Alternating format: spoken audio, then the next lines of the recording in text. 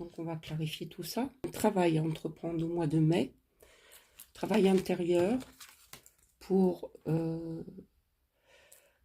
renouveau de son être intérieur, pour aboutir à l'abondance qui n'est pas nécessairement reliée à l'argent. Donc c'est un poisson, hein, c'est une vieille carte, mais la signification reste la même. Donc l'abondance, ça peut être aussi la richesse intérieure, ça peut être de bons contacts, de meilleures dispositions à clarifier ce qui reste à clarifier, donc qui nous amène vers un meilleur état d'être, bien sûr, face aux problèmes que nous avons. Ensuite, j'ai sélectionné l'équilibre, la carte de l'équilibre suivie de celle des plaisirs. Effectivement, il y a toujours ce travail intérieur à faire, nous menant vers davantage de sagesse. Alors, excusez-moi, vous voyez, il y a une figure, une femme assise avec un voile vêtue de blanc. Voilà. Alors, effectivement, donc nous avons dans les grandes lignes, par rapport à ce travail intérieur, je sens que, ne serait-ce que par mon parcours personnel, qu'il n'y a plus lieu de rester figé dans l'esprit, que tout est fini, que rien n'avance comme on voudrait. Parce que bien évidemment, les énergies nous poussent à baisser les bras. Ça correspond bien à la carte de la mort-résurrection. Alors sachez que la carte de la mort-résurrection, ce n'est pas une fin en soi. Donc là, j'insuffle un peu de pensée positive.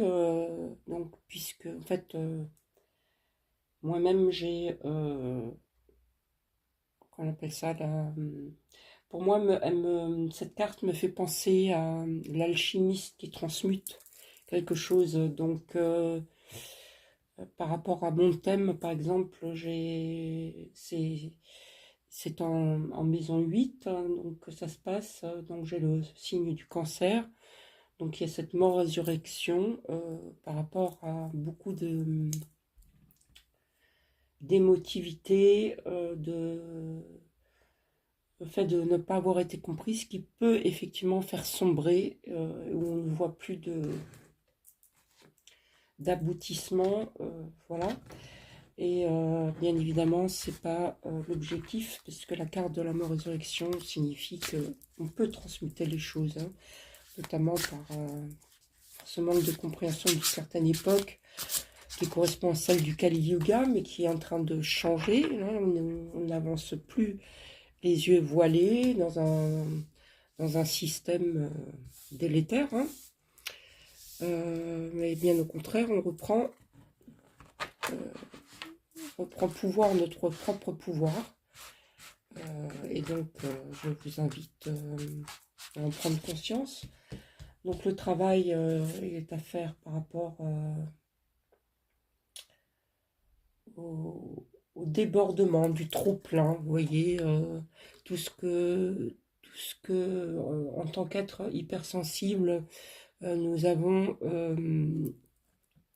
encaissé, quoi, comme coup. Parce que bien évidemment, le monde n'est pas fait de gens quelquefois fort sympathiques, qui sont dans le jugement primaire, etc.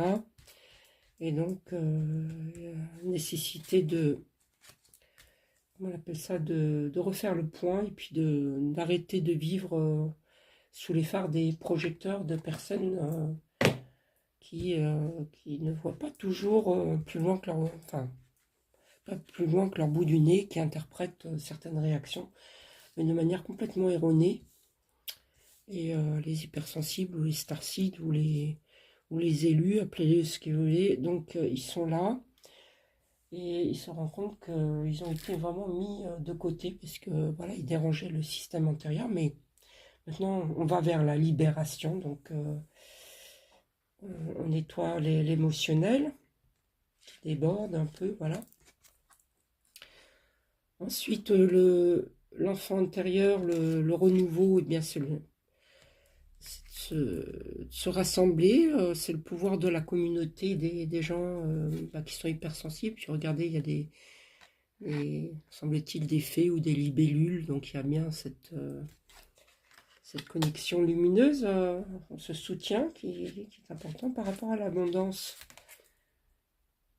L'abondance, on la retrouvera dès lors où on revient à nous-mêmes, à notre intégrité de départ, et non celle que les autres voudraient que l'on ait par rapport à leur propre manque d'intégrité, vous voyez. C'est à nous de retrouver notre chemin. Par rapport aux difficultés, oui, vous voyez, on a les observateurs, hein, dont je vous parlais des personnes qui jugent, etc.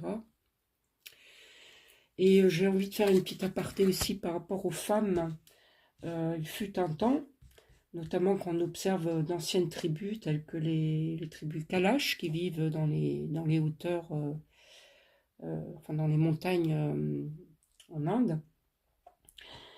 Donc c'est une tribu qui a su préserver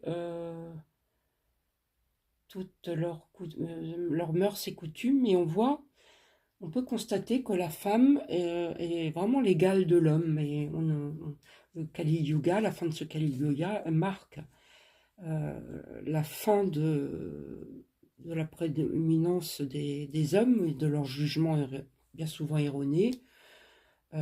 Pire encore, nourri de mensonges parfois, c'est assez toxique. Et ces femmes Kalash, eh bien, quand elles contractaient un mariage avec leur conjoint et qu'elles voyaient qu'il y avait bien une incompatibilité avec leur conjoint, eh bien, elles demandaient au chaman, et elles le demandent encore, bon, même si c'est en train de... Cette zone commence à être envahie, c'est plus tout à fait pareil, eh bien, elles demandaient au chaman le divorce, qui était prononcé du reste sous un an. Et le chaman était là aussi pour veiller à ce que ça se passe bien, hein, aussi, qu'il n'y ait pas d'animosité, ou voilà. Il était là, au même titre que les druides, pour amener enfin, de la paix, quoi, dans les esprits, hein, voilà, parce que bien souvent, c'est source d'animosité ou de problèmes passionnels, etc. Et puis, en lisant des choses là, sur YouTube par rapport au celticisme ou les Gaulois, on constate dans une époque lointaine que les femmes ou le féminin sacré étaient honorés. Et donc ces tribus celtiques, ou gauloises, c'est juste l'endroit géographique qui diffère, mais c'était le même culte. En fait, c'était des petits villages comme ça où il y avait toujours un druide, hein, qui enseignait les choses par voie orale. Il n'y a pas d'écrit. Et bien en fait, après, ils ont été quand même disséminés par les Romains, enfin peu importe, voilà, il y a toujours eu. Mais par contre, alors les druides en Irlande, ils ont survécu à tout ça, ce massacre des druides, et jusqu'au jour où Paulinus, ben voilà, il les a quand même massacrés, alors qu'ils s'étaient réfugiés sur l'île d'Anglesey, apparemment, hein. Voilà. Donc après, il ne faut pas s'étonner quand on terrasse, des gens qui portent une sagesse, que le monde aille mal aussi, hein. Donc j'étais vraiment livré à lui-même, voilà. Et voilà. Et puis les guerres, eh ben, fut une époque où on n'avait pas le choix, hein. Les hommes, ils devaient s'engager, ou sinon, bah, ils étaient fusillés. Donc voilà, c'est pas parce qu'on a assisté à une guerre que nécessairement, voilà, on a pris parti. C'était surtout par obligation, ou sinon, bah, ont décidé de se positionner en tant qu'objecteur de conscience et ben, on finissait avec une balle dans la tête, en parlant en famille, enfin de façon concrète. Donc ça a laissé beaucoup de dégâts, ces choses-là, et puis et beaucoup d'animosité entre cultures. Et là, je le répète tout le temps, c'est pas parce qu'on est sous une certaine culture que ça fait l'homme en soi. Moi, je prends par exemple mon parcours. Bon, comme j'expliquais, je suis hiérophante, donc j'ai un parcours de prêtre, etc. Prêtre irlandais, qui est venu d'ailleurs en France. Et il était, voilà, et c'est pas parce que je nais maintenant dans une famille, je sais pas, anglaise ou allemande ou je ne sais quoi, que ça fait de moi, voilà, quelqu'un qui a l'esprit étroit pour l'anglais ou l'allemand, un nazi, quoi, voilà. Bien au contraire, c'est quelquefois on choisit une famille déjà en tant que HPE par exemple pour en finir avec des loyautés familiales, des situations où ben, toute leur vie ben, ils ont été malmenés hein, en fait, et donc c'est pour mettre à terre un peu toutes ces loyautés familiales et pour passer à autre chose, quoi, pour libérer la lignée aussi. Vous voyez, il y a des tas de choses comme ça. Et puis j'ai été aussi, j'ai travaillé dans un orphelinat par exemple, dans le Pays Basque, en Espagne vraisemblablement, puisque quand j'étais jeune, je comprenais tout ce qui se disait hein, en Espagne, voilà. Et enfin voilà, donc comme je répète, une nationalité ne fait pas l'homme, c'est ses qualités qui vont être honorées. Voilà. Et alors je poursuis là par rapport à l'équilibre et le plaisir. Nous avons la protection de l'aigle. Vous voyez celui-là qui voit de très haut. C'est un messager divin. Et il voit de façon panoramique les choses. C'est celui-là qui est le plus près, qui voit le plus près du soleil, disent les Amérindiens. Et nous sommes protégés par rapport à cette décision, en fait, à présent, de se consacrer à qui nous sommes vraiment et non plus aux projections des autres, etc. Parce que c'est vraiment minant, quoi, en fait. Et puis, il y a aussi ce travail entre... Bien évidemment, il y a le gagne-pain, il faut bien payer ses factures, mais il y a aussi notre vocation. C'est se mettre vraiment au chemin de notre vocation dans cette nouvelle ère qui se présente, où on remonte vers l'éthérique, c'est-à-dire la mémoire de qui nous sommes réellement, et d'où l'intérêt de... Voilà. Et donc de faire émerger aussi de nouvelles idées. La Lune est créatrice, et donc... c'est ça qui nous est demandé, ça n'est fini d'avancer les yeux bandés, c'est vraiment se retrouver soi-même. Et c'est qu'en se retrouvant soi-même qu'on se sent en sécurité, parce que bien évidemment on a vécu des choses, à côtoyer des gens assez toxiques. On a certes à trouver des leçons du passé, mais sans pour autant voilà, procrastiner non plus.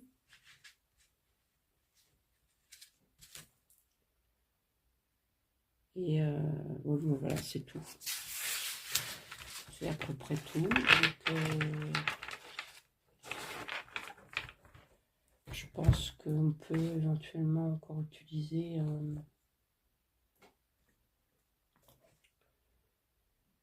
Allez, on va utiliser, je sais pas, j'y vais intuitivement, l'oracle des plantes. Alors, ce que je propose, je peux proposer des tirages à ceux qui veulent aller plus en profondeur par rapport à leur questionnement. Alors,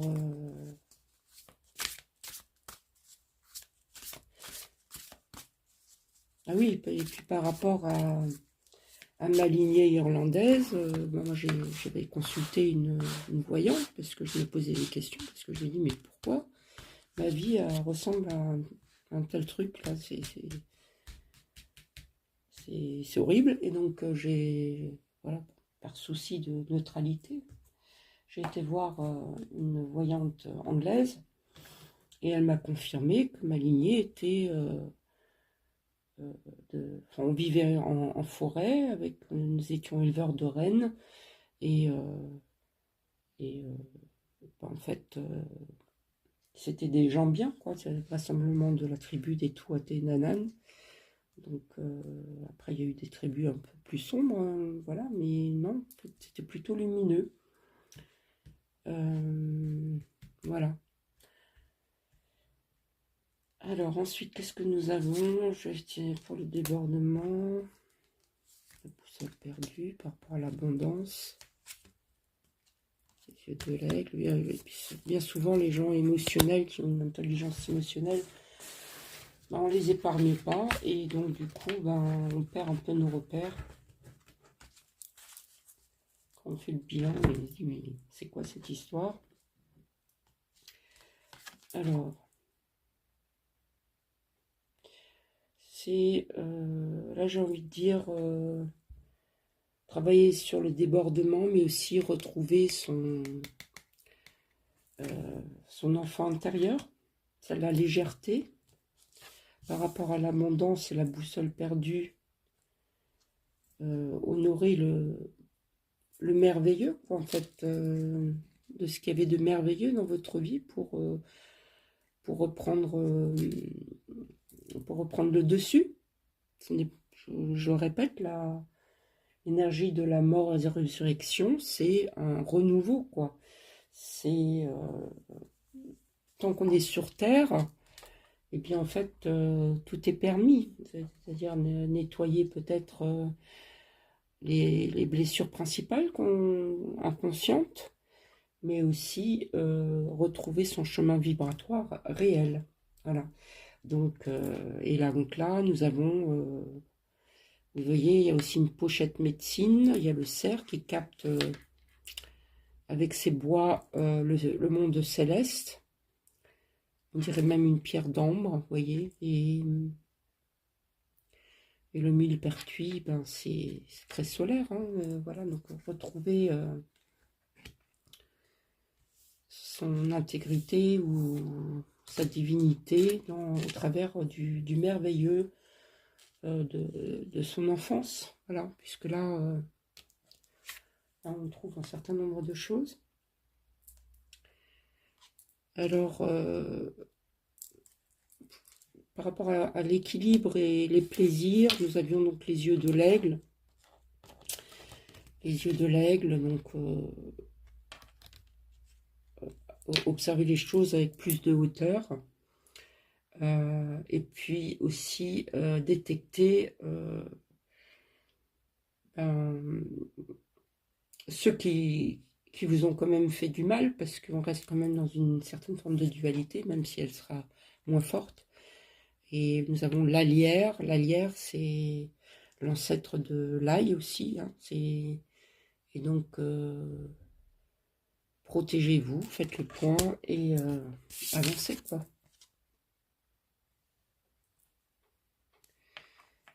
Et au niveau de la configuration du territoire, marquez vos limites. C'était dans cette carte-là. Les leçons du passé. Nous avons d'honorer notre jardin intérieur plutôt que de trop observer le mal qu'on vous a fait. Voilà, donc c'est très bien comme ça.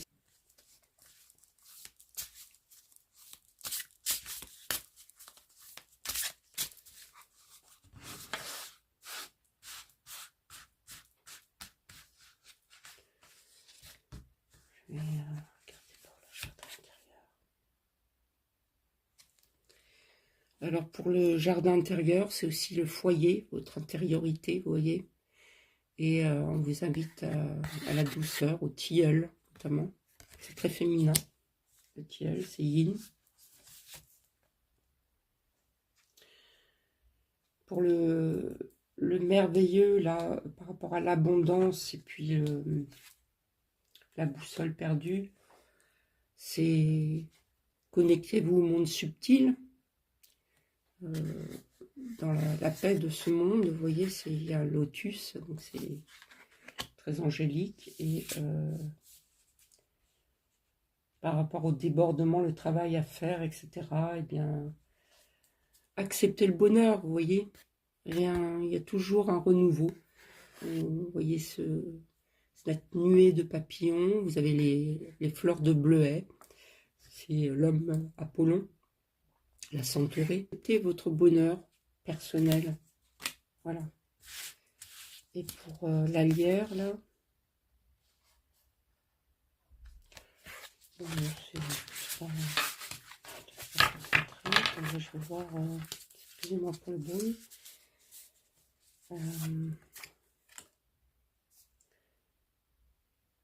Nous avons, vous voyez, nous sommes immortels, nous avons la fleur d'immortel, c'est aussi la résilience, exprimer votre compassion, et puis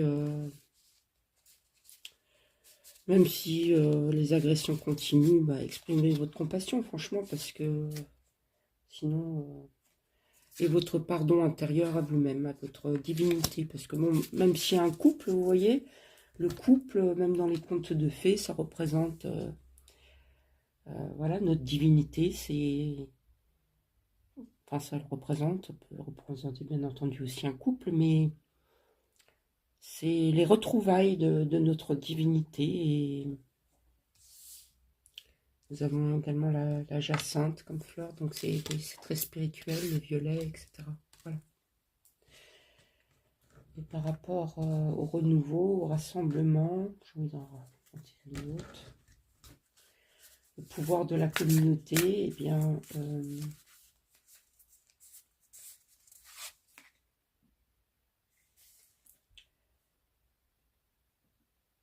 ben c'est un passage, vous voyez. On peut, en se soutenant entre ceux qui ont une intelligence émotionnelle, on peut aller très très loin en fait. Hein.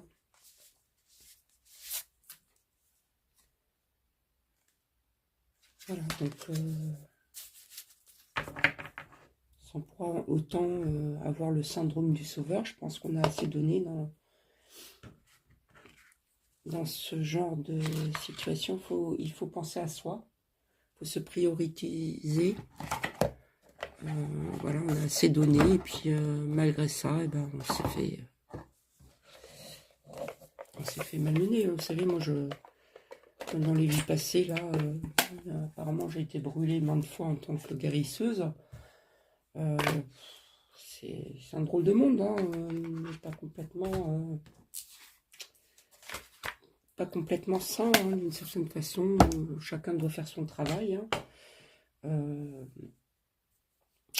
Mais je n'admettrai plus voilà, que quelqu'un piétine sur mes plates-bandes avec des faux jugements, etc. Non, au bout d'un moment, il faut penser à soi. Voilà. Voilà, je vous souhaite une excellente soirée et à la prochaine.